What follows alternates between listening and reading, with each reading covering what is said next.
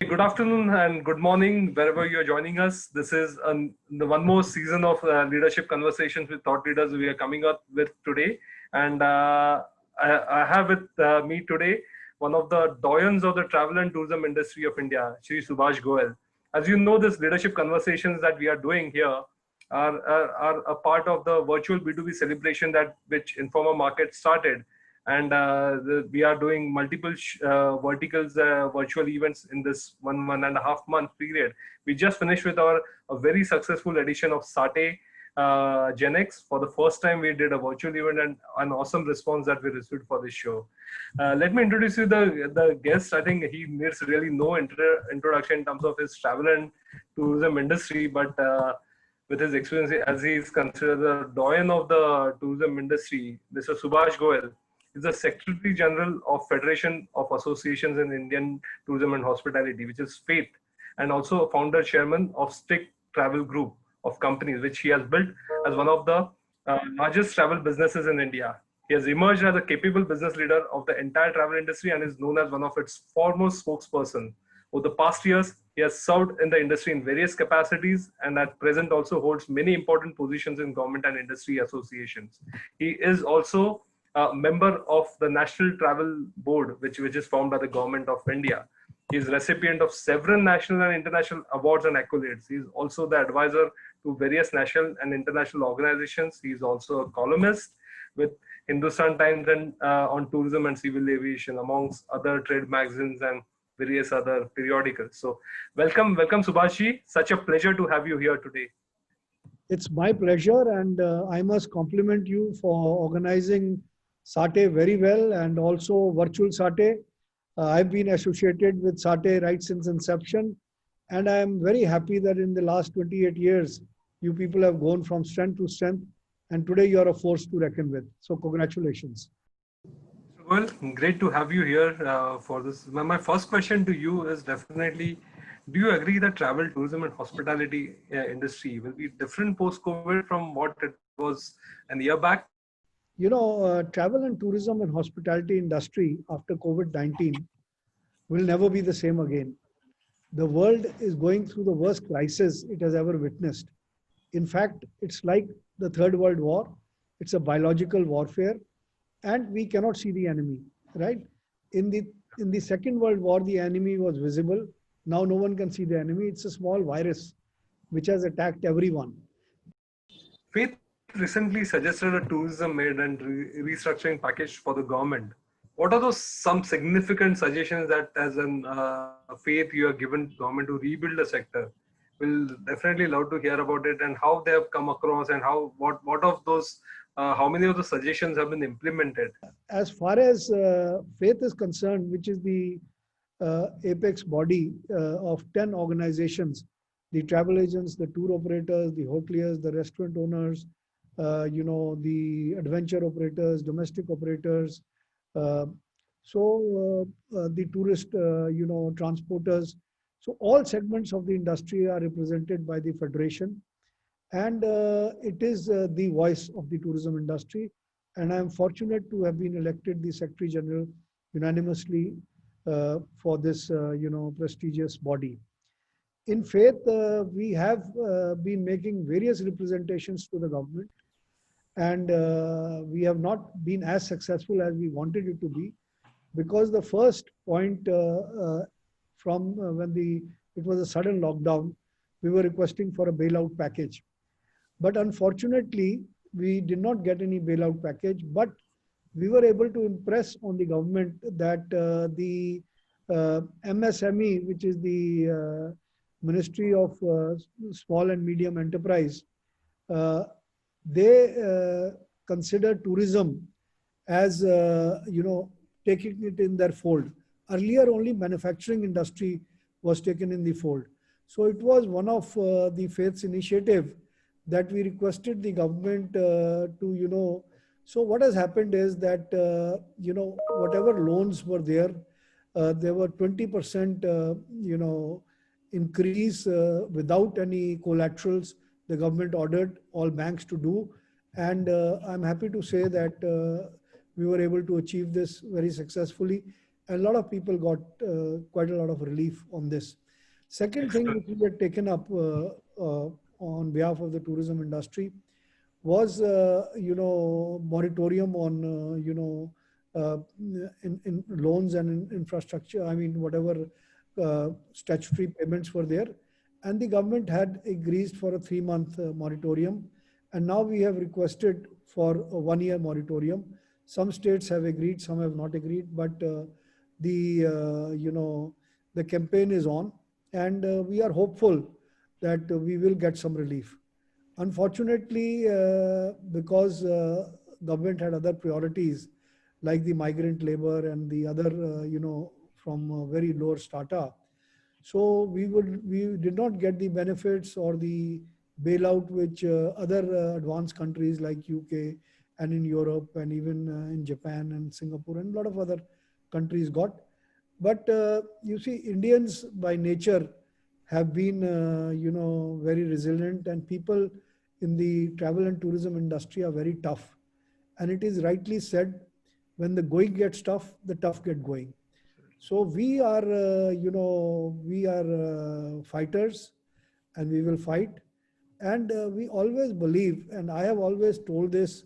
Uh, Today also we had a virtual seminar where one of the motivational speakers was there. It was attended by 4,000 people. And Wow. there also we said that, look, uh, every crisis has an opportunity. They say necessity is the mother of invention.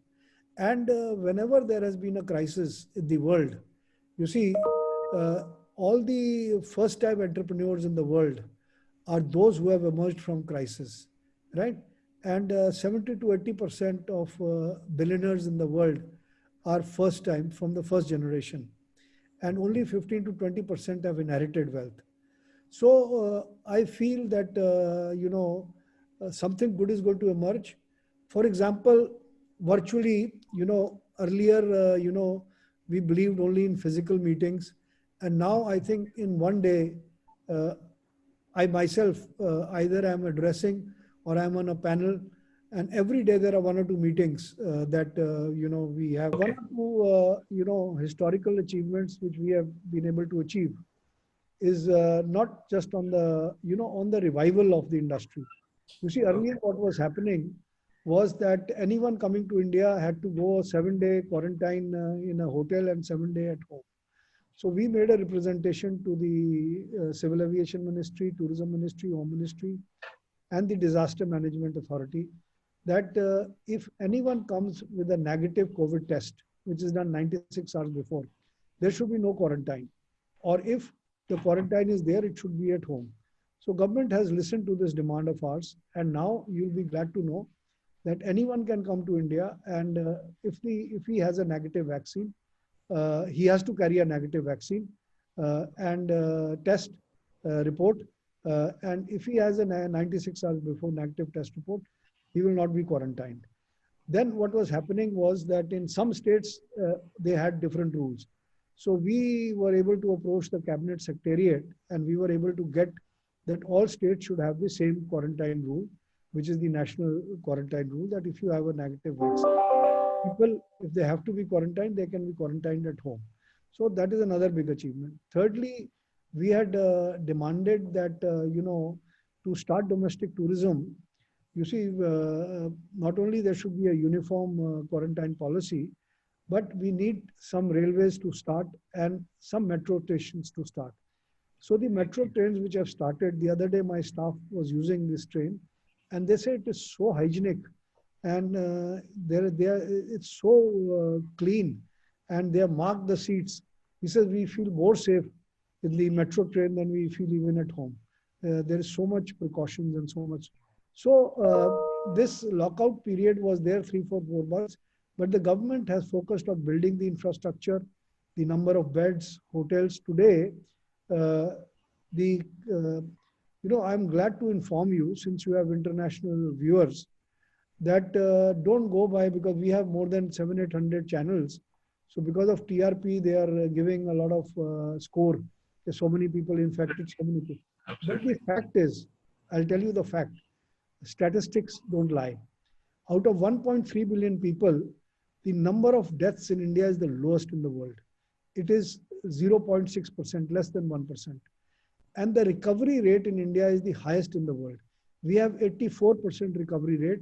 Yeah. And those few people who are dying are elderly people who are suffering from some other disease. And because their immunity is low, they catch COVID. So life in India is slowly bouncing back to normal. All our domestic flights are operating, and international air bubbles have started. We have virtually an open sky in the air bubble with the United States of America, Canada, UK, and Europe. That is in full swing. With the Middle East, we have started an air bubble. We are starting an air bubble with Africa, and already with Nigeria and Kenya, and I think Ethiopia is going to be announced. We have an air bubble, and similarly, we have an air bubble going to be announced for Southeast Asia, and few other countries on a reciprocal basis. So these are some of the achievements. There are some of the government schemes which are there, which is on this UDAN, the government's UDAN scheme, which we talked of. There are 76 new routes which have been created.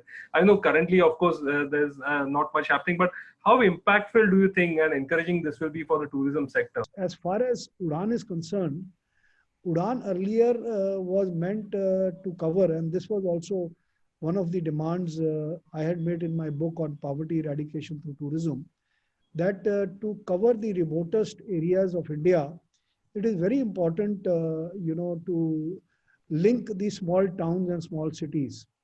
And because it was not economically viable, then the UDAN scheme agreed for viable, the funding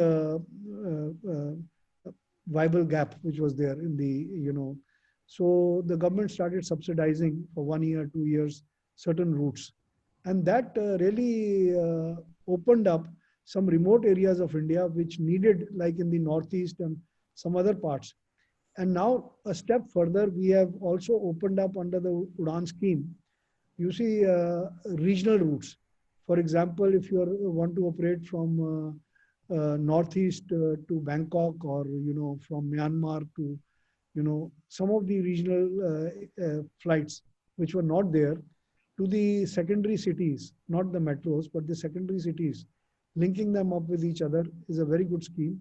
And I compliment the Honorable Civil Aviation Minister and the DGCA and the team, Mrs. Padi and her team, and the Secretary Civil Aviation. They, a lot of new airports, even in this crisis, are being inaugurated. And,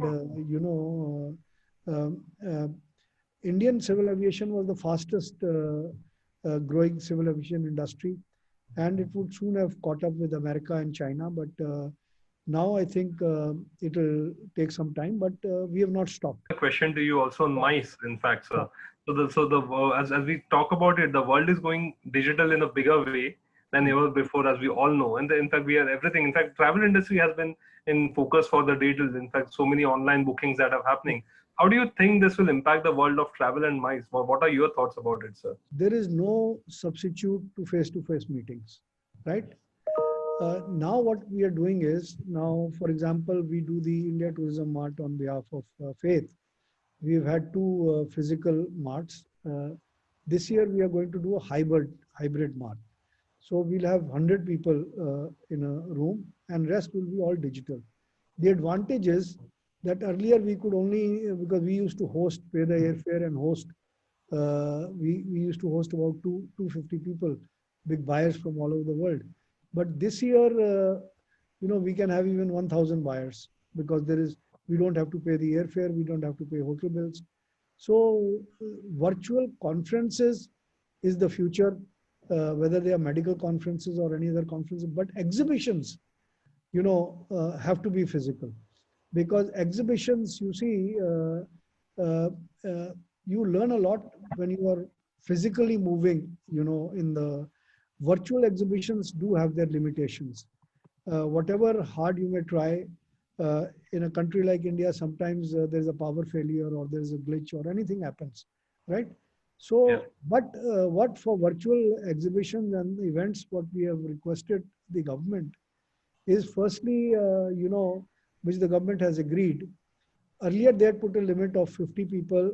We have increased it to 100 people. And now what we have asked the government on MICE is that if a hall has a capacity of 1,000, then you should allow 500 people in that hall, right? If they have a 3,000 Absolutely. capacity, you 50%. should allow 50% of the capacity, and which the government has considered or is on the verge of announcing it. So this will give a boost to the MICE industry in a big way. And this is not just for tourism, but for all other events that take place in India. And for MICE, the government used to, I think, subsidize some taxes and some, concessions on the airfares and the hotels. So we have said the same concession should be also given to virtual events which India organizes, right? So Right, yeah. that is going to be considered. That will also help us in a big way. Secondly, government travel was only limited through Bamal Lorry and Ashok Travels and Tours. And we have requested the government that all Ministry of Tourism recognized tour operators and travel agents should be allowed to do the LTC tours, which is leave travel concession tours. And this gamut should be extended to, to encourage domestic tourism. Another suggestion which we have given to the government, which has not been fully considered as yet, that since international tourism will take some time to kick off, maybe at least 1 year after the vaccine is discovered, till that time, we have to focus on regional and domestic tourism.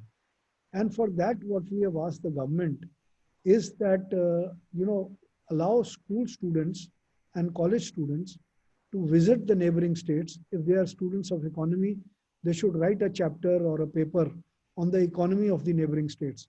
If they are students of history, they should write a chapter on the, a paper on the history of the neighboring state. And if they are a student of politics, they should write on that. If they are on business management, they should write on what industries and what initiatives are being taken by that state. So this way, not only it will encourage national integration, but it will give a boost to domestic tourism. And we requested the Ministry of Tourism, and they are also doing regular, Dekho Apna Desh, see your country, and regular webinars are taking place every week, and which are also being attended by thousands of people. And the knowledge about your own country and old neighborhood is being extended quite a lot. So, so the dark clouds of COVID-19 are, there is a silver lining. And the silver lining is that new things are emerging. For example, first time, I've addressed our general body meeting of on 14 September, we celebrated 47 years of strict travel. And this was the first time we had a virtual celebration. And we had about 400 people from all over India, abroad, and even some of our people who are abroad. So we had a virtual celebration, and it was a great grand show. Earlier, every city used to do their own celebration. So virtually, we were able to have an all India celebration where we represent 10 international airlines. So all our airline managers were able to participate, and we represent 3 cruise companies. So they were able to get in, and also a rent-a-car company salespeople. So I think our sales training is also going on virtually. This is the time to rebuild and, to build in your skills. But do you think, sir, that MICE or anything can go online so much? Because finally it's all about face to face. Of course, as actually coming, because we are doing this virtual expos in this industry right now as a part of virtual B2B solution. But do you think face to face anything can replace face to face in the long term future? No. What are your thoughts about it? See, I always say this, and I have, while addressing the All India Travel Agents once, and even the Indian Association of Tour Operators, I've said this. When a question was put that if everything is going to become online, and online portals will come, and online this, everything will happen, then what is the future of the travel agent? So my answer to this has always been that every medicine you Google, and the cure is there on the net, right? The world's best doctors are available on the net. Every disease and their side effects and the medicine side effects are available on the net. But do you cure yourself with the net? No, you can't. You have to visit a doctor and you have to go to a specialist. So the other day I was addressing, because the BICE agents are also our members. So we were addressing them, and I told them, I said, look, don't be disheartened. You will have an additional opportunity of earlier you were doing one physical show or two physical shows. Now you can do two virtual shows or three virtual shows and two physical shows. You need to have a physical interaction. Basically, if you study Maslow's hierarchy of needs, you know, the need to interact, the social need is very, very important, as important as food, clothing, and shelter. So it is a basic need of man. Ever since the days of Adam and Eve, people want to experience things, and they want to physically go to a country and breathe the air, smell the sights and sounds, Culture, the the cuisines, the everything. culture. They want to join in the dances, folk dances. They want Absolutely. to hug each other. So I think you cannot and you will Yeah. not be able to replace. Yes, uh, some of our people were we had this motivational speaker, and they were saying that a lot of our members are getting frustrated that 6 months, 7 months we are sitting at home and we are frustrated and there is depression. So our answer to them was that if you read Nelson Mandela's life, he was for 27 years in jail. Yes. And someone asked him that, how did you manage? He was knowing I was preparing myself for the future. You see, so my advice to all the people is that prepare yourself for the future, learn skills.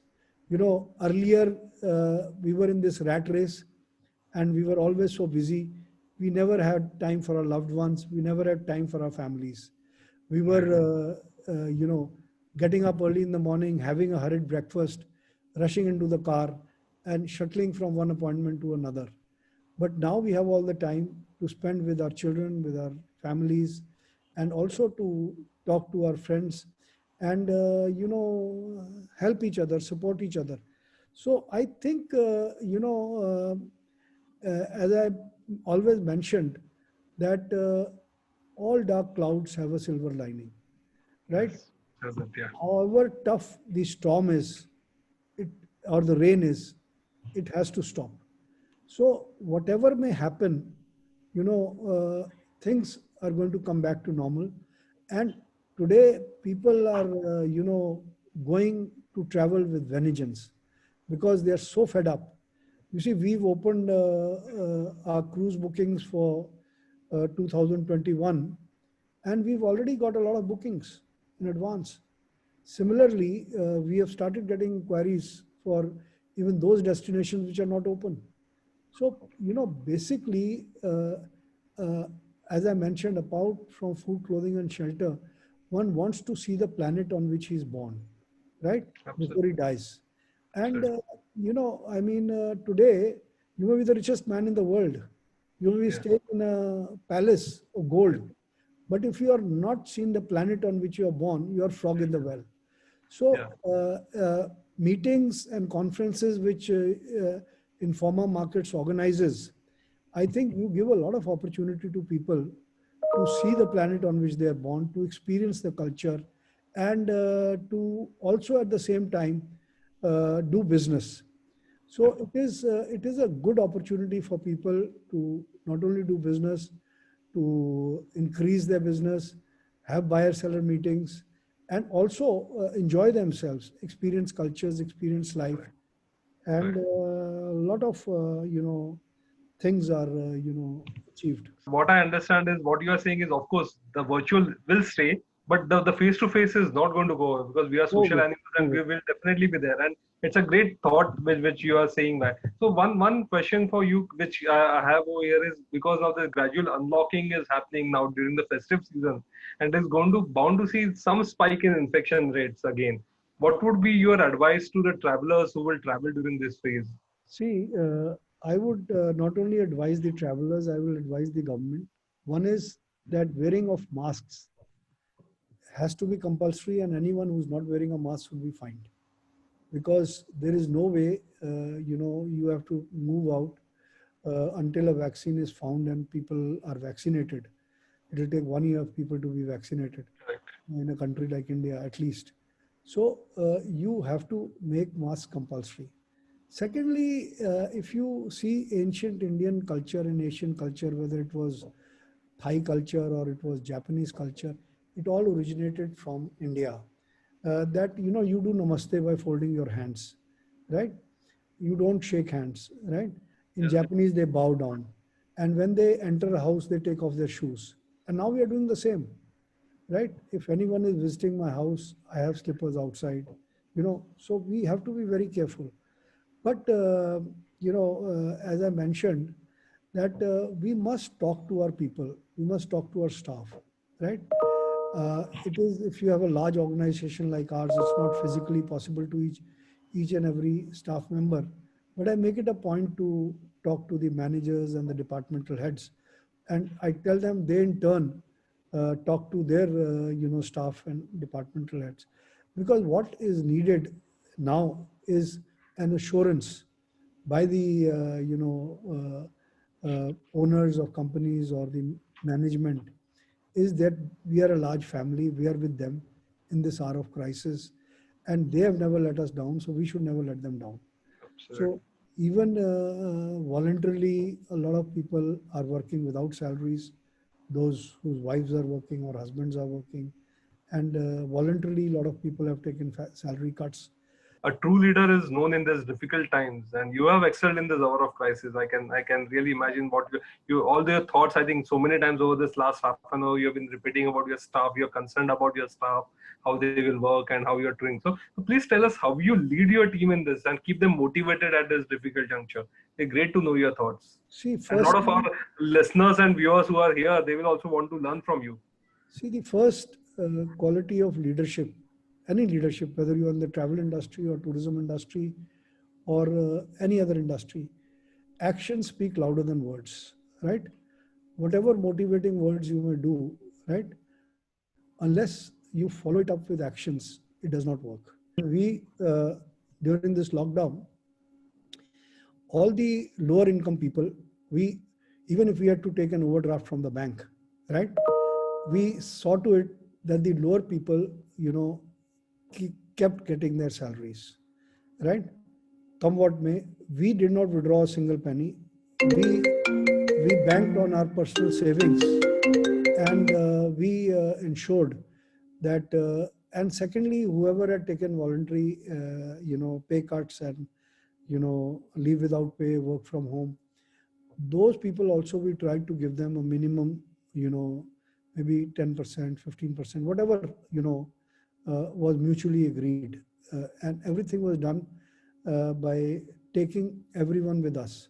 You see, if you take a decision without the involvement of the staff, then it is not leadership. If you make the people or your team a part of the decision making process and make them feel it is their decision and it's a joint decision, then I think whether it is a salary cut or whether it is a sales target, right? It has to be a joint responsibility. You cannot say that if you are a salesman in the field, that it is the target is only salesmen. No, if the marketing people will not support the salespeople, if the marketing and advertising and promotion is not good, then the salesman will not be able to deliver or achieve the target. So it has to be worked. And secondly, we are focusing more on digital marketing now, on social media marketing, and on WhatsApp marketing, and so we have to change with the changing times.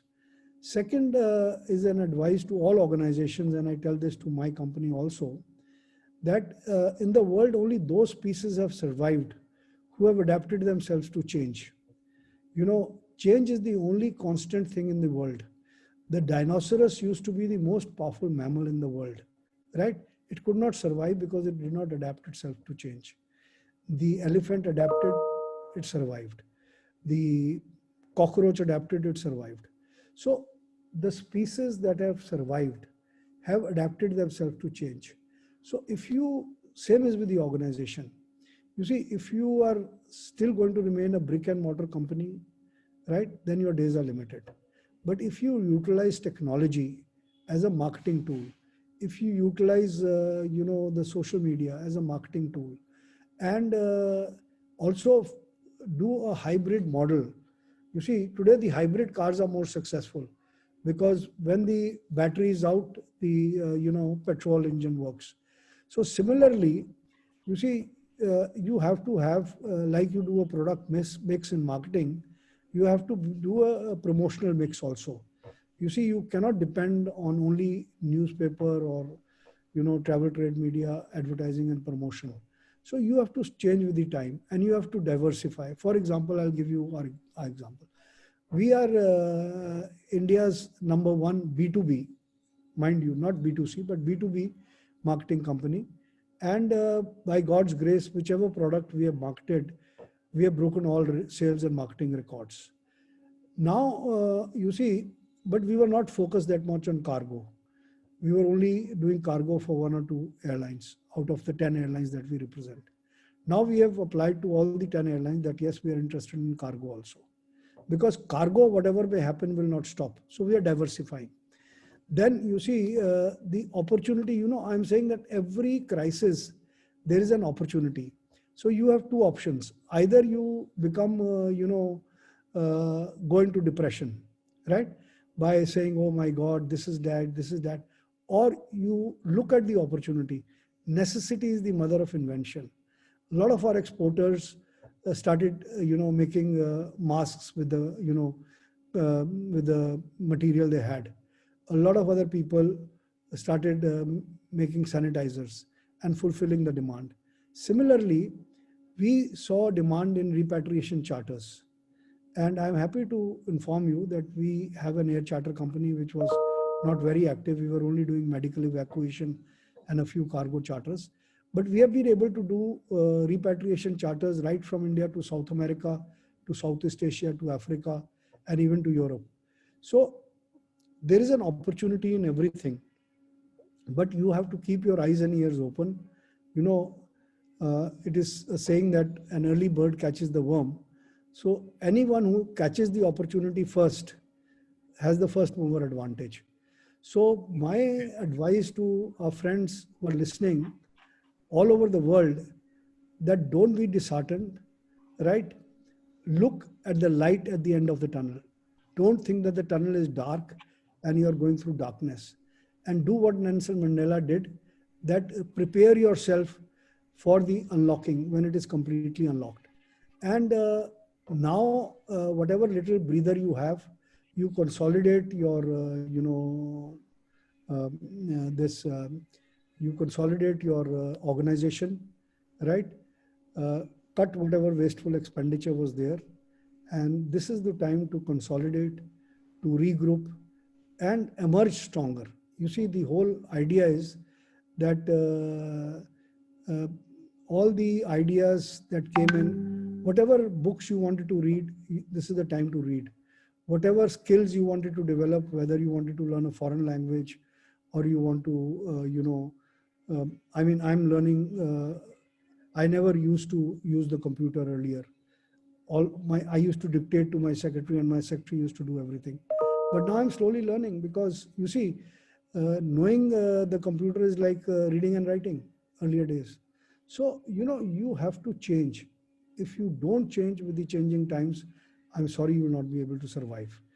Great words. I think I can imagine. I think the words what you're talking of. I think you spoke from Nelson Mandela. I think that the takeaways for me out of here were very important. One thing was on how we should change with the changing times. I think that is very valid because these are times are different. I think what you said, and the other thing which I picked out of this, what you mentioned was on your team. You're taking the team into the decision making because it's not what you're doing top down. It's how you can take your team along in your decision. So they build that ownership. So I think these are something which I'm sure our viewers here will definitely appreciate those thoughts over here. You'll be And surprised. You'll be yeah, surprised. See, I started my company with one table, one chair.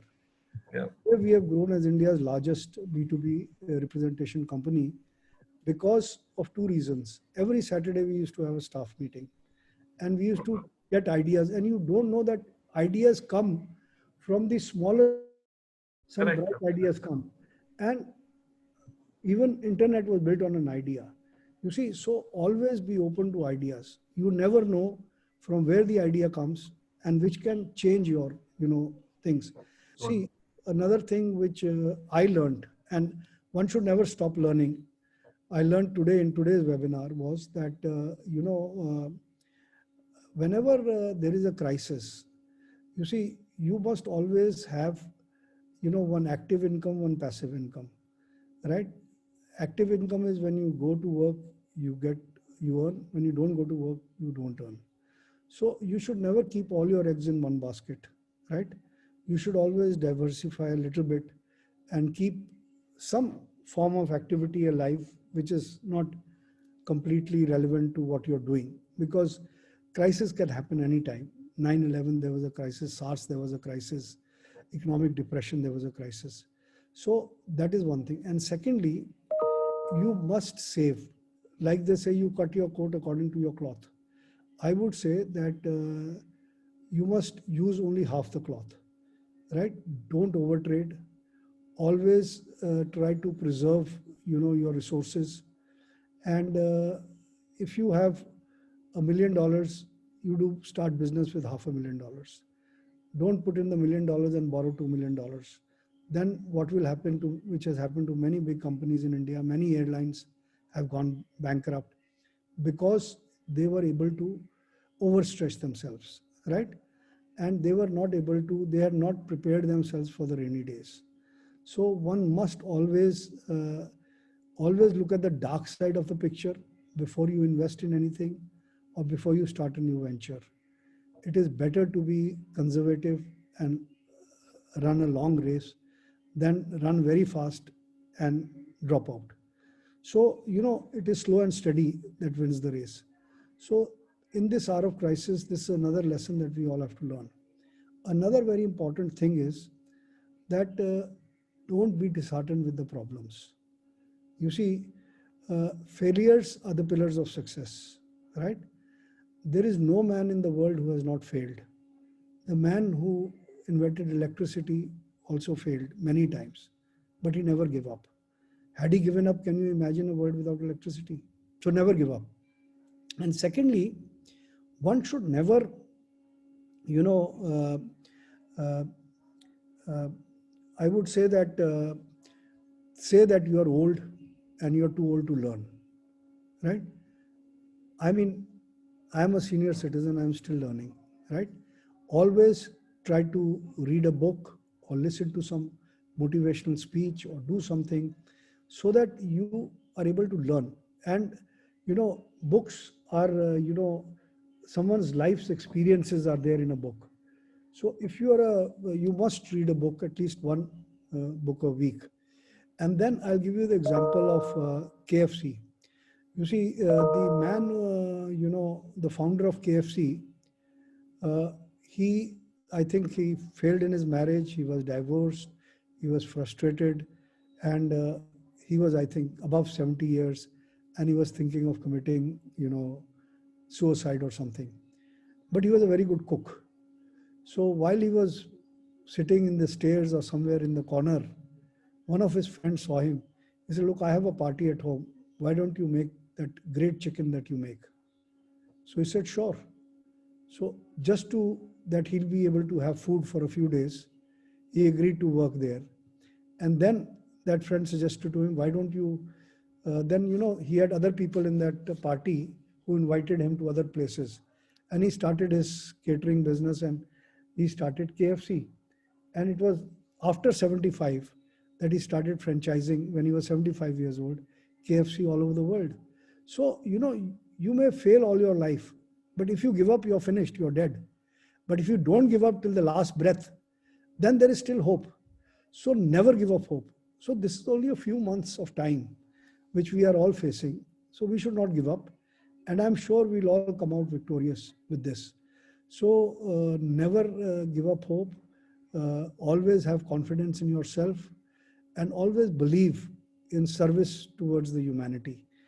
Now, one community which all over the world has been admired, whether it's Canada or UK or India, even our migrant workers are alive because of the Sikh community, right? I'm not a Sikh, but that is one religion which has taught people how to give. They give food to millions of people, Yes. even before the, this crisis. Pandemic, yeah. Yeah, even when there was trouble in Kashmir, they were having 2 or 3 charters a day of food going to Kashmir, irrespective of the caste, religion, anything. You see, they have served.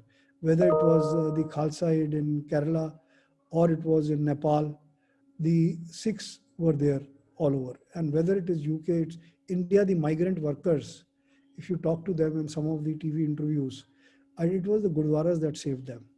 So they are people who serve, who care, and also who dare. You see, they are the bravest people. So you have to be humble, but you don't have to tolerate injustice, whether it is, against doctors, nurses. Some people, if their patient dies, they start, grying the hospital or start demonstration. No. You see, those are the enemies of the country. Those people who teach violence, hatred. No religion has taught hatred or violence. All religions teach love, friendship, and compassion. So I think if you are not ritualistic, but go deep into any religion and practice that in your business and practice that in your day-to-day life, you will always be successful. And remember one thing, even when you are depressed, think of those people who don't even have a roof over their head. Go and help them, serve them. Talk to your elderly parents, mother, father, who brought you into the world, and give them happiness. By giving, you get more happiness. The more you give, the more you're blessed.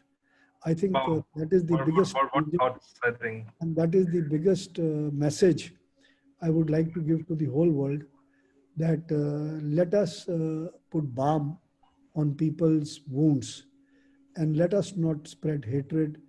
Let us not spread, division among color, caste, religion, creed. We are all children of God, and we all belong to the same humanity. Whether you're the managing director of the company or you're a sweeper in the company, right? If you look at everyone with the same love and affection, you'll get that love and affection back. But if you think you're too big and you have your ego, then I'm sorry, right? Your days are numbered. So this is my message. And thank you very much for giving me this opportunity. I think Infra Markets is doing a great job. SATE has done a great job in India. And I believe the other meetings and you're bringing industry together. And thereby also you're spreading, love and, networking and compassion, because traveling is the best means of peace, happiness, and, friendship. So thank you very much. Thank you. I think great thoughts. I always learn a lot from you, Subhashji, and what a great thoughts you have put in over here, especially your leadership thoughts in the end were really something which I definitely will personally look to imbibe, and I'm sure many of the listeners and audiences who will listen to you Sir, will I've also definitely learned from people like you. I've also learned from people like you. If there are any questions later on, my email is sg@stickgroup.com. SG at Stick Group, Singapore, Tata, India, China, stickgroup.com. So any questions anyone has, please feel free. Any type of question, I will definitely personally look into all your questions and give you the right answers to the best of my ability and knowledge. Thank you. Thank God you. bless Thank you. you so much. Stay strong, stay safe, and we shall overcome. Come what may. Absolutely. Thank you so much for your time, sir. Thank you so much. It's been pleasure talking to you this last 45 minutes or so, but great thought. Thank you. Thank you again.